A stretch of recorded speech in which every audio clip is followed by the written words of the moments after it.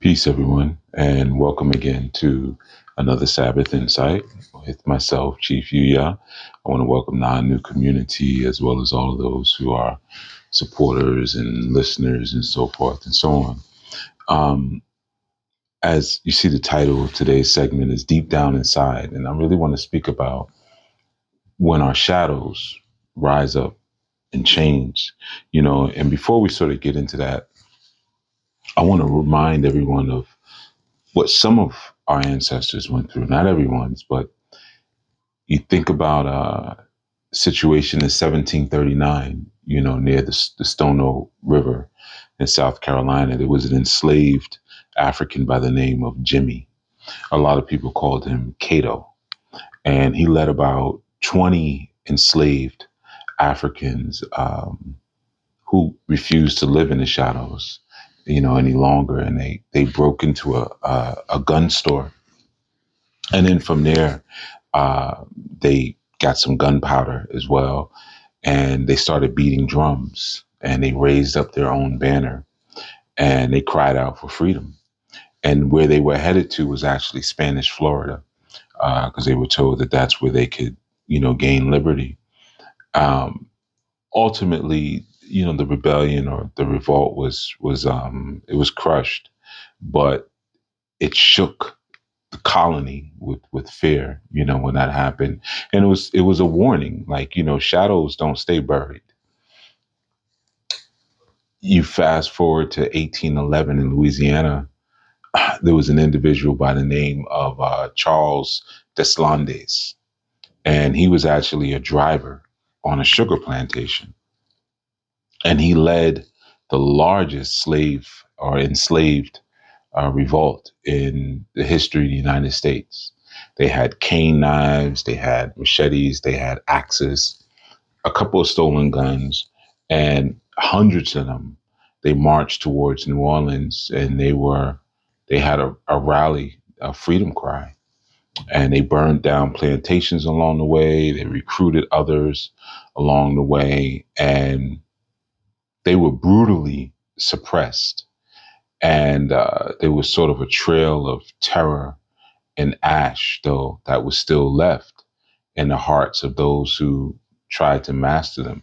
So when you say like Charles Deslandes' name, it's still that idea that your shadows will rise when neglected. I did a song some years ago, or I don't think it was years, maybe a year or two ago, by the name of Manumitted.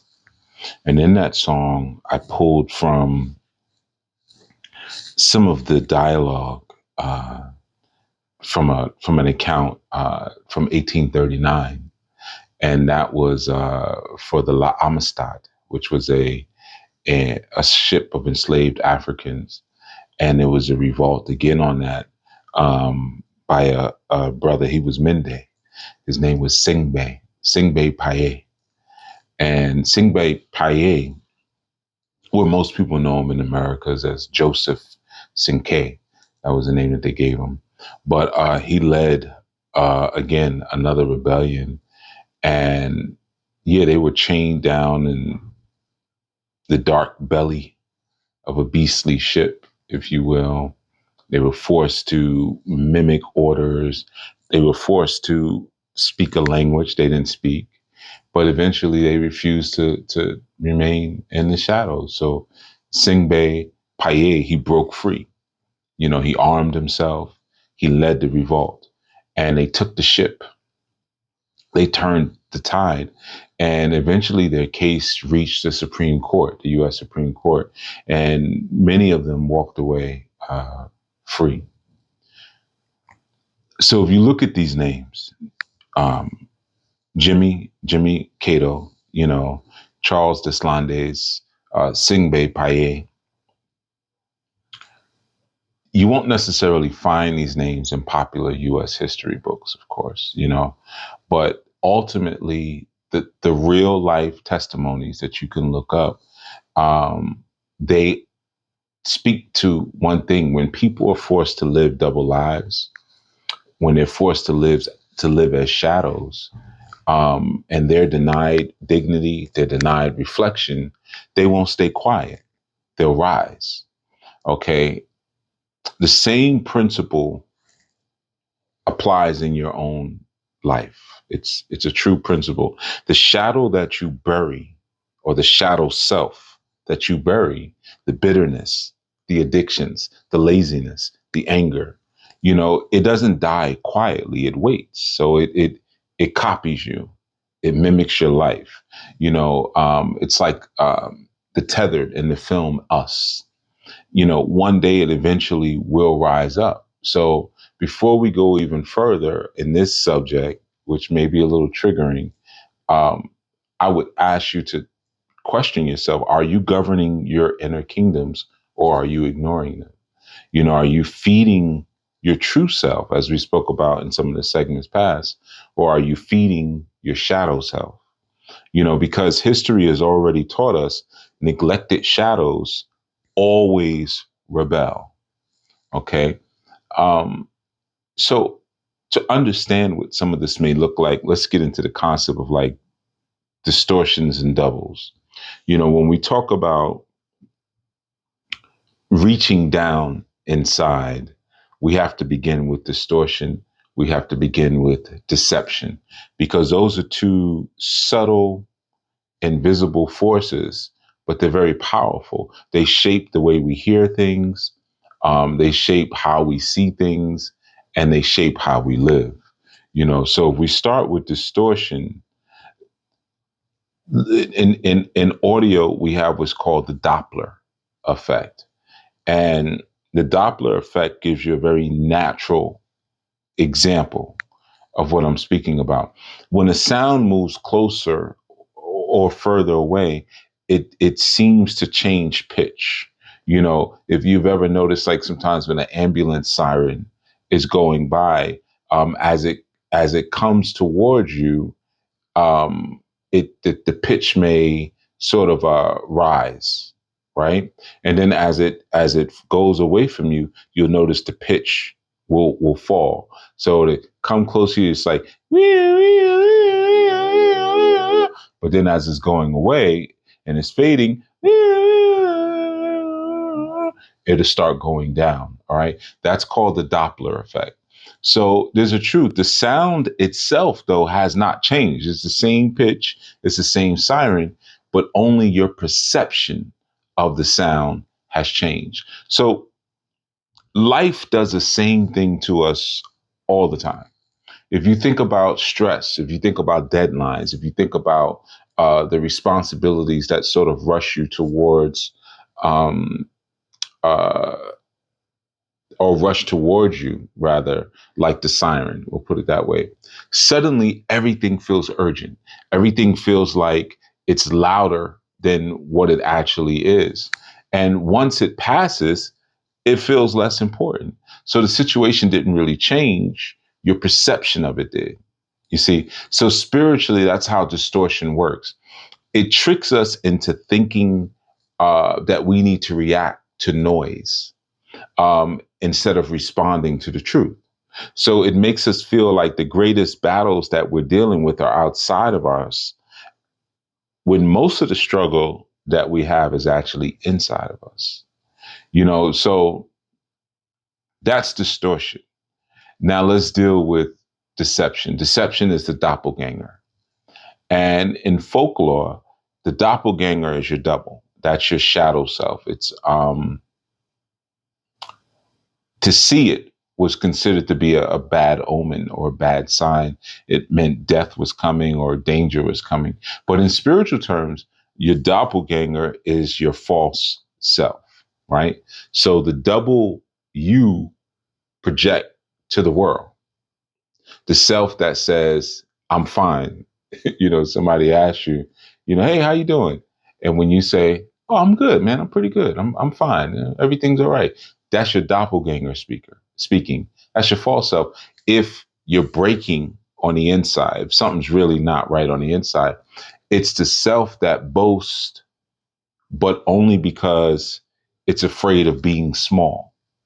So you create this fake larger than life persona, it's sort of the self that performs for approval, but never shows the actual truth. Here's the danger. Distortion and deception, they work together. So distortion makes you hear wrong, and deception makes you live wrong. So one clouds your perception and the other corrupts your reflection. You could look at it like that. So when you're reaching down and reaching down deep inside, it's not just a suggestion that you do that. It's a matter of survival. If you don't confront your distortion, you'll keep hearing things wrong. If you don't confront your deception, you'll keep living wrong, right? So when we look at the critical nature of this, we first understand that the enemy is not the noise outside. The enemy is the double inside. You see, so you start to understand a little bit more the law of correspondence. What's on the inside does have an effect of what's on the outside. There's an excellent film that I would say for my own watching, I've never seen it, expressed. I don't think I have in such an amazing way. And it was a movie by the name of Us. And it was about the Wilson family, and it was a Jordan Peele film. And Us, they look in the film, the Wilson family, they look out of their window one night and they see four figures. There's four members of their family, and they see four figures standing in the driveway. And at first they think it's strangers. They think it's some sort of threat. They think it's intruders, right? But when the light shines, the truth is revealed. And it's not that it's strangers. It's not that it's outsiders. It's them. You see, it's the tethered. They're tethered doubles, if you will, or the shadow versions of themselves. You see, so that's what we call the doppelganger principle. But it's the doppelganger principle in motion, right? So the greatest threat to their survival in the film, the Wilson family, the greatest threat to their survival, it wasn't invaders from the outside. The greatest threat to their survival was their own doubles rising up from beneath them. And notice how Peele, he sort of painted the picture. The tethered had been forced to live underground, and they were imitating the lives of those who lived above, you see. And while the people above laughed and they ate and they lived, the tethered beneath, they were raging, they were starving, and they were neglected. So when they finally rose up, they rose up violently. You see, that's exactly what happens in our spirits. There is a tethered self that lives inside of each of us. We all have that. We all have a shadow self, the neglected, the unhealed. It's a different version of you. It copies you.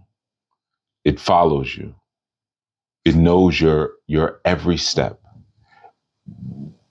But it's not whole. So when it rises, it doesn't rise calm. It rises furious. So that's just not a film, Us. Like I say, he did an excellent job, but it's really an ancient story. If you look at even the Greek mythology, you have the Olympian gods led by Zeus. And they defeated the Titans and they cast them down into Tartarus. And Tartarus was this like deep abyss beneath the actual earth. And the Titans were destroyed, right? They were chained up. But in time, or over time, the Titans, they sought for revenge. They wanted to rise back up. That was their longing, to take back what they lost. You know, that's the myth. So even if you look at like, there was a film, well, they did a remake, but there was a film in the 80s, and it was made again called Clash of the Titans, right? It was the same concept, you know, of those feeling who they were neglected beneath, rising up to then deal with the overlords or the gods, you know, above them. In the Mesopotamian stories, you have the younger uh, Elohim or the younger Els who rose against Tiamat. Tiamat was the dragon, and Tiamat represented chaos, right? And they then unalive Tiamat, and they take her body and they split it to create Shemaim, or the heavens, and to create the earth. This was born out of Tiamat's body. But Tiamat's children, these were considered to be the monsters, sea creatures, the monsters of the sea, or the deep, rather, which we would call it, which is a better, more fitting word. They rose up in rebellion. Then you have in like Norse mythology, you have the concept of Ragnarok. And that's a prophecy that says the forces of the underworld, which were the giants and the dead, quote unquote, they'll rise up one day against the gods of Asgard. And there'll be this final battle of destruction. If you look at even in biblical scripture, the 16th chapter of Numbers, you have Korah.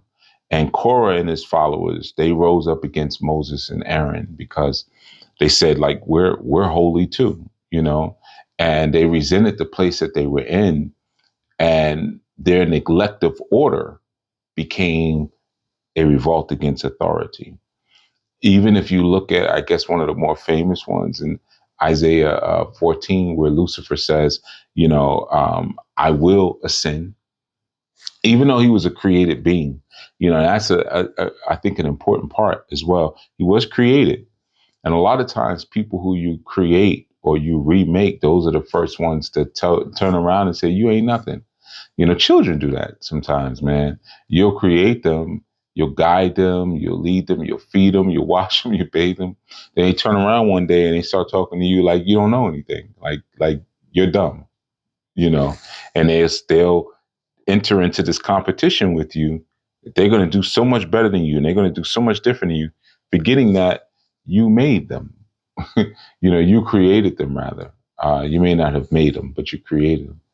So when Lucifer says, I will ascend, I will exalt my throne above the stars of the Elohim, he rose up in pride, and his uprising, of course, cast him down.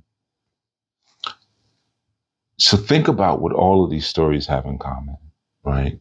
They all show us, I would say, one truth, and that's what you bury does not disappear. You know, what you suppress doesn't vanish. You know, if it's neglected, it waits. If it's ignored, it festers, and eventually it rises. So just like the Titans rise, the dead rise, the tethered rise, the shadow self rises. When you look at Luke 17:21, it says the kingdom of Elohim is within you, right? So there's a concept that there's a sort of ecosystem or livelihood that exists inside of you. It means inside of you, there's these kingdoms, and there's layers of light and shadow, of order, of chaos, of discipline and rebellion, right? So if the true self rules, your kingdom thrives. If your shadow self rules, your kingdom collapses. So when you look at the film Us in the Uprising, or you look at the revolt of the Titans or the rebellion of Korah, what you'll find is that they are all reflections of what happens inside of us when we stop governing ourselves. When you neglect your inner kingdom, you neglect the shadow self. Uh, the shadow self then takes the throne. You know, when you refuse to face what's beneath, then what's beneath one day will face you. You know, this is why discipline matters. It's why affirmations matter. It's why fasting matters. It's why order matters, because they're not just outward rituals, they're inner governance. You see, you're taking command of what needs to happen internally, and those things, they keep the shadow self in place. So it ultimately, so it doesn't revolt against you. Neglect births rebellion. You should know that. So what you bury in the dark will one day, it's going to demand that you give it a throne, or it takes a throne. It demands a throne in the light. You see, sometimes people think whatever they flush down the toilet, it just disappears until their pipes clog up, and the plumber comes, and first thing, what do they say? What have you been putting down here? You see. So it doesn't just disappear. When you look at the story of Hawa, even, I think there's an excellent sort of idea there. Um, Even in the Quran and in the Sumerian accounts, if we look at it from I guess a sort of interface perspective, I guess you could, even though I don't really normally see it like that, but there's a mirror principle, right? And I think a lot of us understand, you know, the mirror. A lot of times we hear things like, oh, we are the mirror image of God, or we're the reflection of God. I don't use those terms as much for a couple of reasons, but when you read in Bereshit or Genesis, the story says that Adoma, or Adam, was formed first from the dust of the earth, and then Hawa, or Eve, was drawn from his rib, right? Bone of his bone, flesh of his flesh. However, if you look at an older story in ancient Mesopotamian and ancient Sumerian traditions, the story actually bends the other way. In those myths, it is the mother, El, Ninhursag. And this Ninhursag, sometimes she's also called Aruru. Um, she is the one who shapes humankind. And then life emerges through the feminine principle. So man is not complete on his own. His very life is bound to what is drawn out of woman. I want you to notice the inversion. It's important here. In Bereshit or Genesis, Hawa comes from Adam. And the Sumerian, how that echoes it, Adam comes through Hawa. There's two versions. There's two mirrors, if you will, each one reversing the order, right? But together they point to one definite, absolute truth. Man and woman are reflections of one another.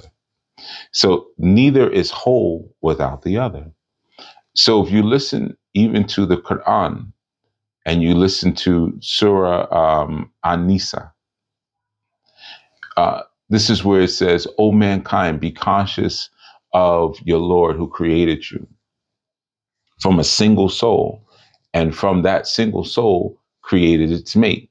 And from the two of them spread many men and many women."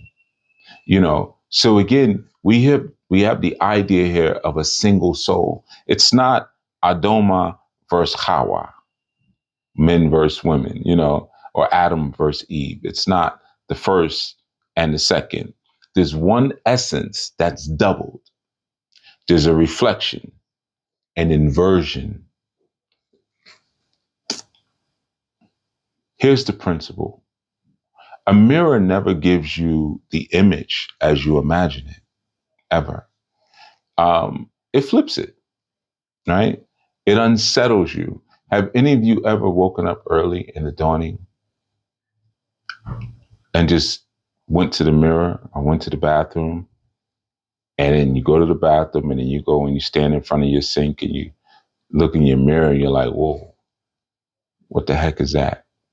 Or I look 5 years older than I thought I looked, or whatever it is. Or maybe I look better than I thought I did, whatever it is. But it's never what you imagine. See, because it's flipped.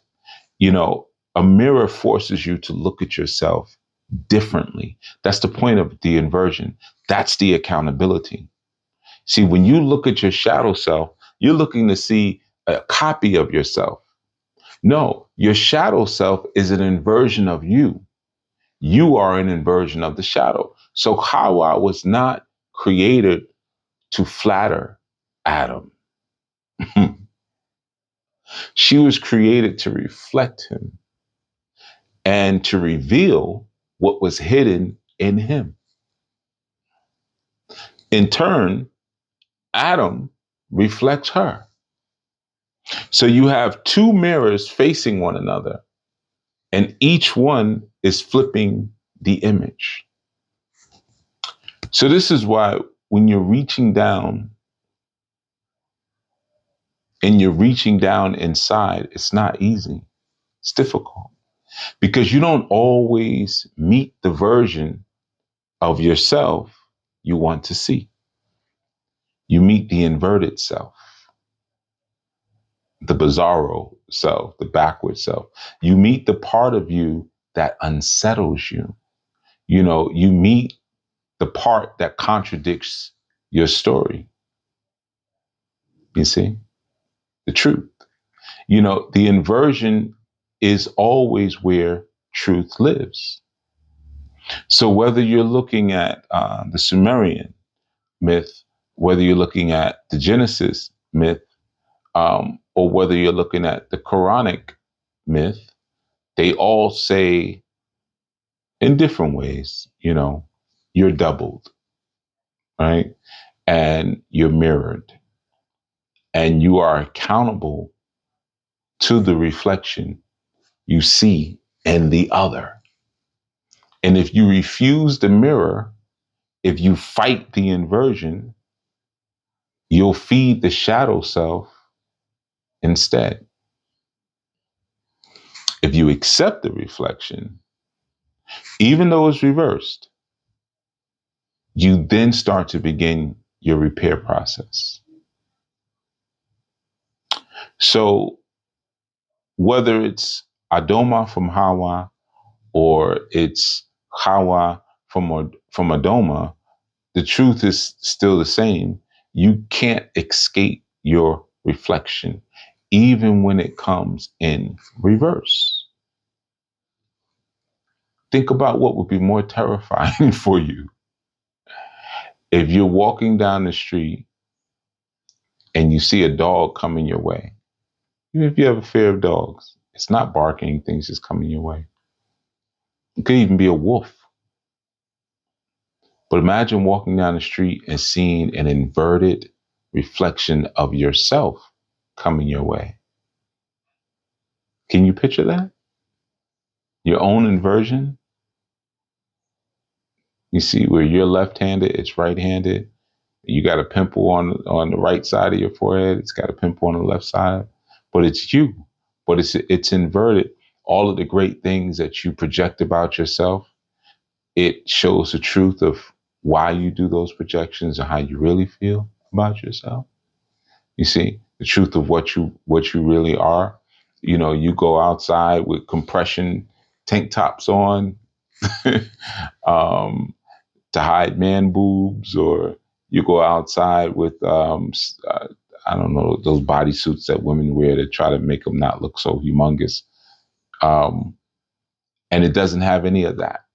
It shows exactly the big old gut or the man boobs or the fat rolls or whatever. So how do we address that? inversion. Do we run when we see it coming down the street? Because it would be terrifying. The reflection is not just enough. The mirror shows you the tethered, and the tethered rise to confront you. But unless you act, you'll remain chained to the same shadow. You have to act. You have to do something about it. You know, you think about Adoma, his side was cut open, and it wasn't cut open to kill him, but to bring forth life. He was cut open. Some cuts are procedures. Some wounds are creations. You know, I've had people tell me before, like, oh, Chief, I hear what you're saying, but you could have said it like this. Or you could have said, sometimes you have to be cut for the deeper part that's within you to come out and for you to face that truth. Like we always talk about what Hawa did. Hawa did what Adam would have done. You know, like, yeah, women are different than men. Absolutely. Men are different than women, but they are an inversion of each other, but they're an inversion of the same thing. So that means they have the potential each to do the same thing. That's why a lot of times, when a man is weak or a male is weak, a woman will immediately take control because within her is the mechanisms and the compulsion to want to be in the lead, to want to be the boss. She's an inversion of him. So she'll say, if he ain't going to lead, I'll lead, you know, because I have that system within me as well. Now, what kind of leadership is it? You know, because again, we're inversions of each other, right? So we're going to do those things differently. When you look at the Quran, it says he who has succeeded, or he has succeeded who purifies the soul, and he has failed who corrupts it. So purification is work, it's surgery. It's not a one-time thing. I read this book and I'm good now. It's the work of cutting away infection. And a lot of times when you cut away infection, it hurts. You ever put, alcohol over a cut? it doesn't necessarily feel pleasurable. I mean, for some, they like the pleasure of the sting. I was a barber for many years, so I used to have guys like, yeah, I like when we put the alcohol on. I'm like, all right, take your freaky self. So, but when you're cutting out infection, it's usually sore around the infection. If you think about the history again of some of our ancestors, enslaved Africans were forced to mimic their masters or their slave makers. They were dressed in the slave makers' clothes. They were made to speak the slave makers' language. They were forced to act as shadows. They were copying the surface movements of their oppressors while being denied their true and natural humanity. No names, no land, no rights, no liberty, So what eventually happened? Well, eventually rebellions broke out in Haiti, in Brazil, in Jamaica, and the US South. So those who had been treated as doubles rose up to claim their actual dignity. They were denied their reflection as human beings, but they refused to stay buried. This is the same exact principle in the film Us. That is the same exact principle within your internal spiritual kingdom. The shadow self that you choose to deny, the tethered self that you choose to neglect, it's going to one day rise up and rebel against you. Some of you listening right now, your doppelganger has already started to show its face. It's the bitterness that you can never seem to shake off. You just can't get rid of it. You're always bitter. It's the anger that always keeps erupting all the time. You cry afterwards. You're like, man, why am I like that? It's the addictions that you keep going back to. It's the laziness that robs you of your own potential.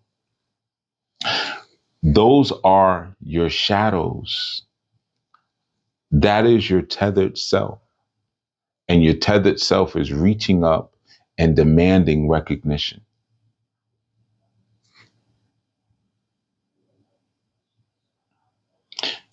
If you're just listening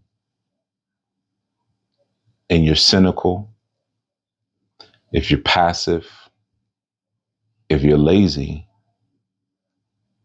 or you're thinking spirituality is entertainment or redemption is optional, it's good for you to understand that you are not neutral. You are feeding your shadow, and what you feed will rise. Surgery is the only way forward. You have to cut out the infection before it cuts you. You have to starve that shadow self before it devours you. You got to govern your kingdoms before the rebellion breaks out inside of you. Think about, again, those enslaved Africans throughout the Ma'afa. Just as the enslaved refuse to stay chained, your shadow self will refuse or refuses to stay silent. If you don't rise up in discipline, what ends up happening, or even if you don't reach down inside, what ends up happening is the rebellion, it won't liberate you. It'll consume you. That's the science there. The shadow already lives in you. It's already there. The only question is whether you'll cut it out in time or you'll bow to it when it takes the throne. Because it's coming for the throne. It's not coming to, again, watch the movie Us. It's not coming to cohabitate with you or to co-lead with you or to even commingle with you. Again, your sea creatures and your sea monsters are always at the depth because, and they're distorted because of neglect, because of negligence. It's always the same story every single time. So when you reach deep down inside, just understand that you're going to see something that looks like the opposite of what you've convinced yourself that you see. That's why if you tell yourself a lie long enough, you will believe it. You will believe it. However, the shadow self, the more you're doing that, the shadow self is because the shadow self, the inversion has the truth. If you neglect and ignore the truth long enough, it becomes violent. It becomes violent. You ever blew up on someone who mistreated you for an extended period of time and you stuffed down your feelings and put them on the back burner and you suppressed them because maybe you knew that it was no point expressing your feelings to that person because they're self-absorbed and narcissistic, they're uncaring, they lack empathy. So you say, I'm just, you know what, I'm not even going to say anything. So you think you not saying anything and then going for a jog or going to work out at the gym or eating some ice cream or watching a movie or taking a hot bath, you think it's done. On the surface, yeah. But you now add more ammunition to the shadow self. And it gets angrier and angrier and angrier till it rises up and comes to the surface and confronts you. And that's when you flip out on the person or you call them out their name or, whatever it is. And usually when you're dealing with a person like that, they're going to capitalize on that. You're now going to be defined by your shadow self that erupted because you suppressed it so long. And they'll say, oh, that's how you really feel about me. That's how you really feel. Yeah. Actually, yeah. But I was trying to be decent and hoping that you would eventually stop behaving that way, or maybe you would appreciate my ability to show constraint. You see, like I told you, you got to be truthful and let the world deal with it. You keep suppressing that shadow self like that, it's going to erupt violently. And it's going to erupt in a way where this projection that you've put out will have no more room or space. The illusion will be completely crushed and smashed to pieces. And you'll be saying, man, I wish I would have came forth sooner.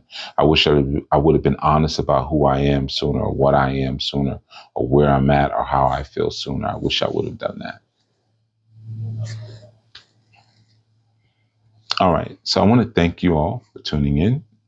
Willfully, you learned something that you can, utilize and apply to your journey. That's what it's about. And I want to thank, of course, all of you who continually support all of the efforts and endeavors of the ANU Life Global Ministry and the ANU Nation. Those of you who've recently applied and inquired about applying and joining and things like that, come on in. We're like I said, we're heading into the winter months. This is really the months for a whole lot of wood shedding before the spring emerges again and we pop back out.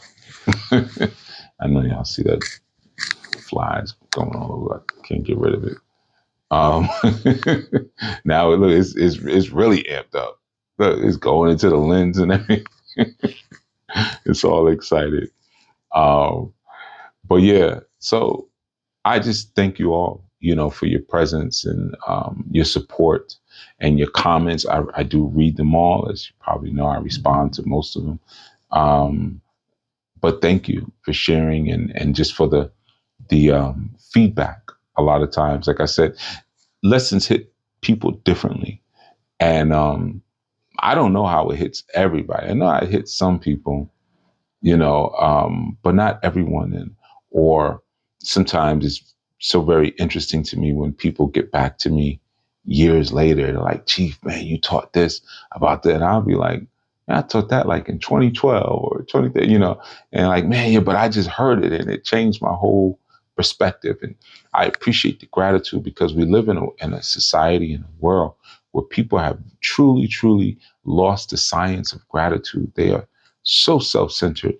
They can meet someone who has changed the whole trajectory of their life and never tell the person, and it may be a person who was down on their luck. I've had people down on their luck say things to me that changed the whole way that I did business, or the whole way that I looked at relationships or child rearing or just my own life, and they weren't on a podium or something preaching. They were just going through.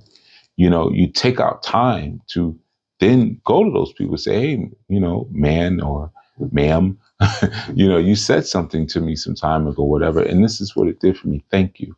And if you can show a token of appreciation, you do that. It may just be giving them a lift somewhere or sharing a meal with them or giving them a hug, whatever it is. Unfortunately, people are just so on me time. We talk about demon time. People are just me, I, me. It makes me sick to my stomach. It really, really does. So I want to thank all of you who take the time out to put a comment, or share feedback, because there's nothing about this society that encourages you to actually thank those who help you. All right. So until such time, thank you so much, for growing and improving the collective vibration of the world, by applying these lessons. And as always, if you're interested in joining ANU Nation and being a part of what we're doing physically, it's not just a virtual thing. The YouTube stuff is the small stuff. It's these little hours of 45 minutes once a strong, but there's a whole lot more, and of course it requires a different kind of order, structure, and discipline, to really rise up and be what you were designed and created to be, a high functioning L. All right. So that's what ANU Life is about. It's not just about studying for entertainment or doing charity events because you just want something to do. but it's about really being the true blossoming seed of what the cosmos has implanted in you, truly being the proper truth reflection and truth image. I prefer to use image. Truth image of the higher functioning order family that some people call God, some people call angels, some people call Orisha, some people call Inkisis, some people call Litlotis, some people call Lawal.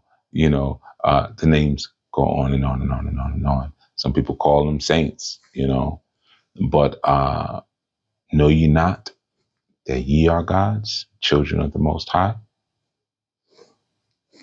So we are what we come from. All right. That's a very important thing. We are what we come from. So let us be the highest vibration of what we come from and not the lowest, no, I would say be the highest and the lowest, rather. Let me correct that.